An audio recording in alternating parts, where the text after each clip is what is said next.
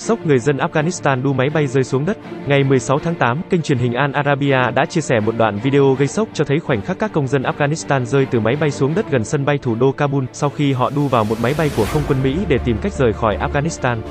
Hãng tin Asvaka của Afghanistan cũng chia sẻ video cho thấy cảnh ít nhất một người dân rơi từ máy bay xuống khi máy bay cất cánh tại sân bay Kabul. Dân địa phương gần sân bay Kabul cho biết có 3 người nam trẻ tuổi bám chặt trên lốp của một chiếc máy bay đã rơi trên nóc nhà người dân.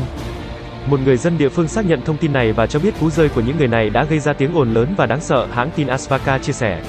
Kênh tin tức TOLO của Afghanistan còn đăng một video cho thấy cảnh đám đông chạy theo một chiếc máy bay trên đường băng khi máy bay này tìm cách cất cánh.